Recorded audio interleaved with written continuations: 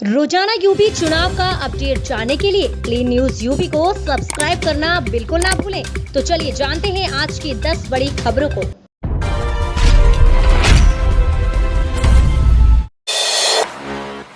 UP के लिए योगी ही उपयोगी, भगवा लहर में फिर सिमटी सपा, बसपा के अस्तित्व पर संकट। उत्तर प्रदेश विधानसभा चुनाव 2022 के नतीजों ने एक बार फिर स्पष्ट कर दिया है कि मतदाताओं के बीच में ना तो मोदी मैजिक कम हुआ है और ना ही लहर पर कोई असर है। इसी बीच विकास की राजनीति के प्रतीक बनकर मुख्यमंत्री योगी आदित्यनाथ जरूर उभरे। प्रधानमंत्री नरेंद्र मोदी ने भी जनसभा में यूपी के लिए योगी ही उपयोगी जैसा नारा देकर योगी के प्रति बढ़े जनविश्वास पर अपनी मोहर लगा दी। कोरोना महामारी की भयंकर भंवर, कृषि कानून विरोधी आंदोलन को गांव-गांव पहुंचाने के विरोधियों के प्रयास और विपक्षी एकजुटता के बावजूद योगी आत्मविश्वास से सुशासन की पतवार चलाते रहे और 37 वर्ष बाद यूपी में पूर्ण बहुमत की सरकार की लगातार वापसी का इतिहास रच डाला। काफी हाथ पैर मारने के बाद भी भाजपा को मिले पूर्ण बहुमत के मुकाबले सपा बचधाड़ तक ही पहुंच सकी, जबकि बसपा और कांग्रेस गोते खाकर इस सत्ता संघर्ष में पूरी तरह डूबते नजर आई। भाजपा की प्रचंड जीत के बाद अब वादों का बोझ, होली पर बांटने होंगे 1.5 करोड़ गैस सिलेंडर, जाने कितना आएगा खर्चा। उत्तर प्रदेश विधानसभा चुनाव 2022 में जनता ने भारतीय जनता पार्टी की उम्मीदों की झोली भर दी है, तो उसका बोझ भी योगी सरकार को पहले कदम से उठाना पड़ेगा। सरकार को जीत के जश्न के साथ ही होली पर उज्ज्वला योजना के लाभार्थियों को मुफ्त गैस सिलेंडर देना है, जिनकी संख्या लगभग 1.5 करोड़ है, जिसके लिए सरकार को करीब 14 करोड़ रुपए खर्च करने होंगे। उत्तर प्रदेश विधानसभा चुनाव के लिए लोक कल्याण संकल्प पत्र जारी करते हुए भाजपा ने विभिन्न वर्गों के मतदाताओं को लुभाने के लिए 130 संकल्प लिए थे। अब सरकार ने पूर्ण बहुमत के साथ वापसी कर ली है। वहीं आपको बता दें कि विपक्षी दल किसान के मुद्दे को अपना प्रमुख हथियार बनाना चाहते थे, इसलिए भाजपा ने भी इसे पहले ही तरह प्राथमिकता में रखा है। समृद्ध कृषि की संकल्पना में ऐलान किया गया है कि अगले 5 वर्षों में सभी किसानों को सिंचाई के लिए मुफ्त बिजली दी जाएगी। बीजेपी की जीत को बचा नहीं पा रहे किसान नेता राकेश टिकैत, कहा ये तो मशीन का वोट है। उत्तर प्रदेश विधानसभा चुनाव में बीजेपी ने स्पष्ट बहुमत के साथ जीत हासिल की है। विधानसभा चुनाव परिणाम सामने आने के बाद विरोधियों ने भी जनादेश को स्वीकार कर लिया है, लेकिन किसान नेता राकेश टिकैत उत्तर प्रदेश विधानसभा चुनाव के नतीजों पर अजीबोगरीब बयान दे डाला। जब उनसे चुनाव में भाजपा की जीत पर सवाल पूछा गया तो उन्होंने कहा कि ये बीजेपी की जीत नहीं है, जनता ने उन्हें वोट ही नहीं दिया। भारतीय किसान यूनियन के प्रवक्ता राकेश टिकैत ने कहा कि जनता ने तो वोट नहीं दिया और जो हो रहा है उसकी जानकारी नहीं है। उन्होंने कहा कि ये तो मशीन का वोट है। साथ ही राकेश टिकैत ने बैलेट पेपर से चुनाव कराने की भी मांग कर डाली। आपको बता दें कि चुनाव परिणाम अनुकूल नहीं आने पर विपक्षी दल अक्सर इसका दोष ईवीएम पर मढ़ देते हैं और बैलेट पेपर से चुनाव कराने की मांग करने लगते हैं। राकेश टिकैत ने भी उस तर्ज पर बैलेट पेपर से चुनाव कराने की मांग की है। एक निजी टीवी चैनल से बात करते हुए किसान नेता राकेश टिकैत ने कहा, सरकार किसी न किसी की तो बनेगी, हमारा काम आंदोलन करने का है। हमारे आंदोलन का ही असर है कि सभी राजनीतिक दलों ने किसानों को अपने एजेंडे में रखा है। हमारा यही तो काम है कि पॉलिटिकल पार्टी किसान शब्द ही ना भूल जाएं।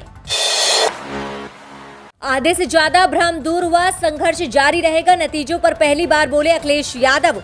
उत्तर प्रदेश विधानसभा चुनाव में हार को लेकर अखिलेश यादव का पहला रिएक्शन आया है। समाजवादी पार्टी के नेता ने इन नतीजों को भी सकारात्मक ढंग से लेने की बात कही है। अखिलेश यादव ने ट्वीट कर कहा, उत्तर प्रदेश की जनता को हमारी सीटें 2.5 गुनी व मत प्रतिशत 1.5 गुना बढ़ाने के लिए हार्दिक धन्यवाद। हमने सिखा दिया है कि भाजपा की सीटों को घटाया जा सकता है। भाजपा का ये घटाव निरंतर जारी रहेगा।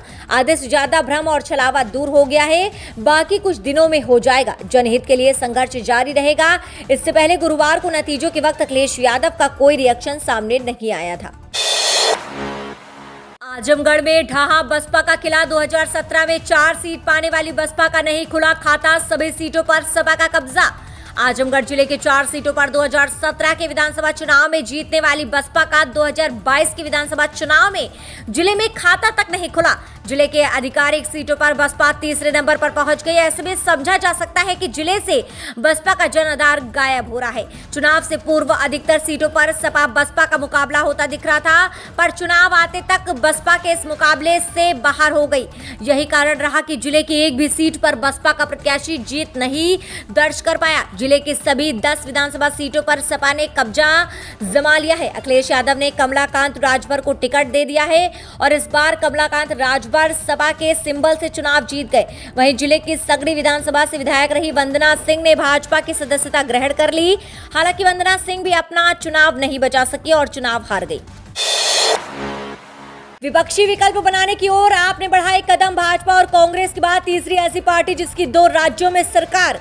पंजाब में महाजीत के साथ सत्ता हासिल करके और गोवा में पहली बार खाता खोलकर आम आदमी पार्टी ने विपक्षी राजनीति के राष्ट्रीय फलक पर अपनी जगह बनाने की दिशा में गंभीर कदम बढ़ा दिए हैं।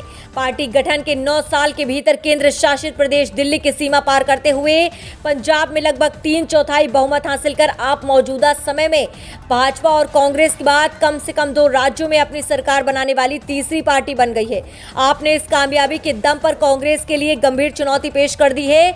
इतना ही नहीं, विपक्षी सियासत को आगे बढ़ाने की होड़ में शामिल कई क्षेत्रीय दलों के छत्रपों के लिए अब आपके संयोजक अरविंद केजरीवाल की अनदेखी संभव नहीं होगी। पंजाब में 42% से अधिक वोट हासिल कर और 92 सीटों पर दर्ज जीतकर दिल्ली से बाहर पांव फैलाने की आपकी ये उपलब्धि सियासी रूप से बेहद मायने रखती है।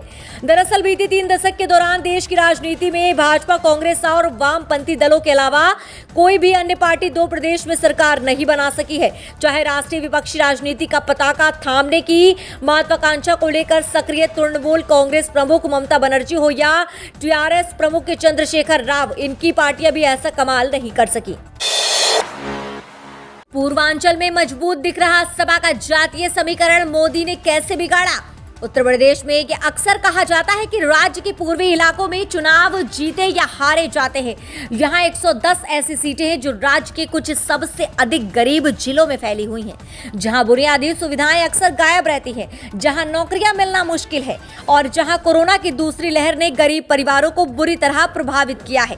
पूर्वांचल में 2017 के विधानसभा चुनाव में भारतीय जनता पार्टी ने पिछड़े और दलित समूहों का मजबूत गठबंधन अपने पक्ष में तैयार किया।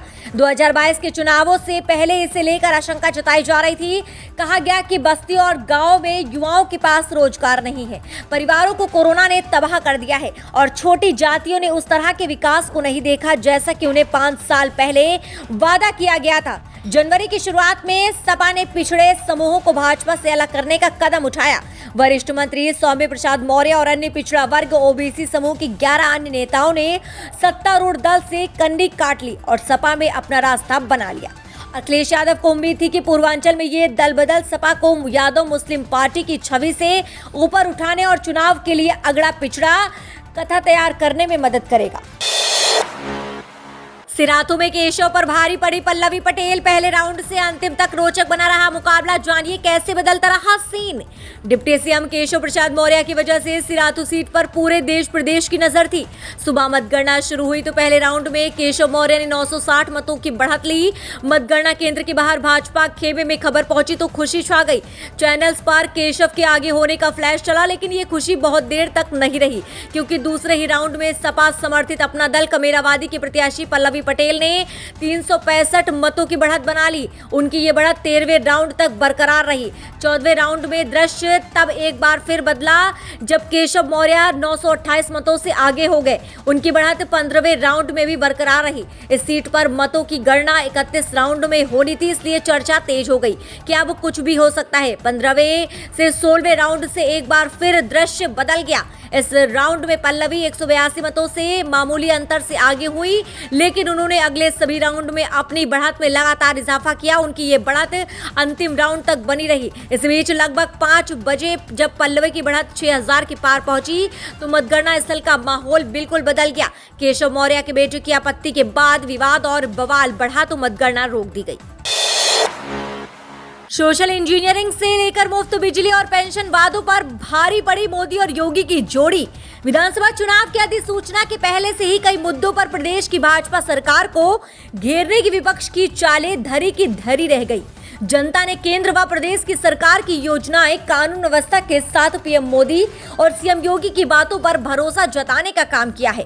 भाजपा पर जताए गए इस भरोसे में मुफ्त बिजली, पुरानी पेंशन बहाली, जातीय जनगणना, मुफ्त शिक्षा जैसी अहम घोषणाएं भी विपक्ष के काम नहीं आई। और फिर लखीमपुर में किसानों की मौत की घटना के बाद विपक्ष ने सत्ता पक्ष को चारों तरफ से घेरना शुरू कर दिया था। माना जा रहा था कि किसानों की नाराजगी भाजपा को सत्ता से दूर कर देगी, लेकिन भाजपा की नीतियां और चुनावी प्रबंधन ने विपक्ष के इस तीर को बेअसर कर दिया। पश्चिम से लेकर पूरब तक किसान भी भाजपा के साथ रहे, ये नतीजे बता रहे हैं। समाजवादी पार्टी ने अपने घोषणा पत्र में प्रदेश के कर्मचारियों को साधने के लिए पुरानी पेंशन बहाली का बड़ा मुद्दा दिया। बसपा ने 15 साल पहले वाला सोशल इंजीनियरिंग का जो फॉर्मूला अपनाया, उसे प्रदेश की जनता ने पूरी तरह से नकार दिया। आस्था का सहारा लेकर ब्राह्मणों को जोड़ने के लिए अयोध्या से शुरू किया गया प्रबुद्ध वर्ग सम्मेलन भी काम न आया। उत्तर प्रदेश विधानसभा चुनाव 2022 में भाजपा को प्रचंड बहुमत से जीत मिली है। वहीं आपको बता दें, योगी आदित्यनाथ अपने आत्मविश्वास से सुशासन की पतवार चलाते रहे और 37 वर्ष बाद यूपी में पूर्ण बहुमत की सरकार की लगातार वापसी का इतिहास रच डाला। भाजपा की प्रचंड बहुमत से पुनः सत्ता में वापसी हुई है। ये एक बहुत बड़ा इतिहास है। 10 मार्च की तारीख सभी को याद रहेगी। यहाँ पर आपको बता दें कि भाजपा ने कितनी सीटों पर प्रचंड बहुमत से जीत हासिल की है और कौन सी पार्टी कितनी सीटों पर सिमट गई है। आपको बता दें कि भाजपा को यहाँ पर 273 सीटों पर प्रचंड बहुमत से जीत मिली है।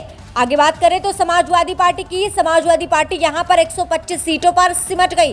कांग्रेस यहाँ पर 2 सीटों पर सिमट गई। बसपा यहाँ पर 1 सीट पर सिमट गई और अन्य को यहाँ पर 2 सीटें ही मिली सिर्फ। अब हमें कमेंट के माध्यम से अपनी राय जरूर दें कि उत्तर प्रदेश में सत्ता की कुर्सी योगी आदित्यनाथ को मिल गई है। क्या कहना चाहेंगे आप इस पर? हमें अपनी राय कमेंट के माध्यम से जरूर दें।